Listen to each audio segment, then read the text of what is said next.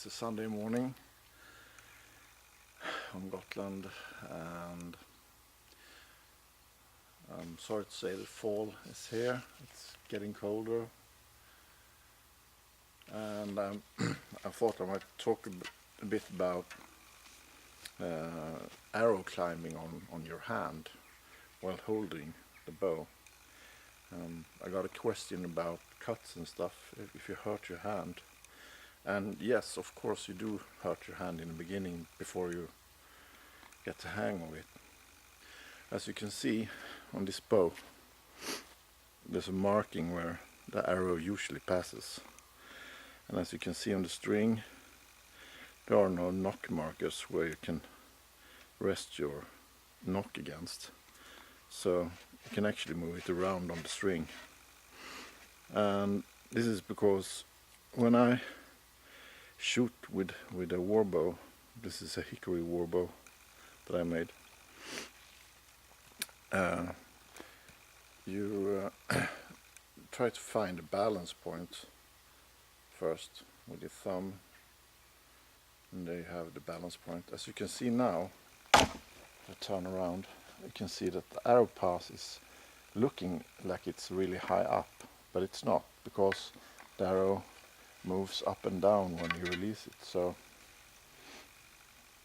when I attach the arrow to the string, I have a bit of an angle downwards.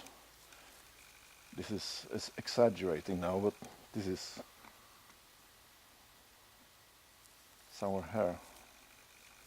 That's where I usually have it. And when I draw it up, I will pull it up to full draw. It's actually pretty straight in the line, but when you shoot with a flat bow with the arrow rest, where the arrow rests against the bow and not your hand, you usually have knock markings on the string, and you just click it in. And when you do that, you almost always, I've seen a lot of archers having the arrow almost from a downwards angle, making it climb over the arrow rest.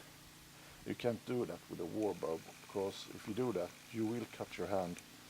You can of course have a leather glove or something on your hand, and the cuts will not be there then, but then you have the friction, and you want to avoid the friction.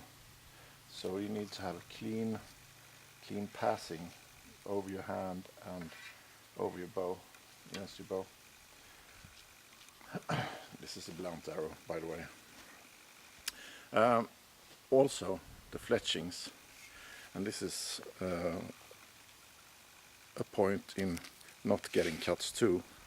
As you can see, there are bindings on the fletching, and the bindings are covered with transparent glue, so they stay in place. So this is rather rough fletching. You could have silk thread instead. This is coarse linen thread. So, but just to make the point, it covers the fletchings, and you don't get cuts from the fletchings.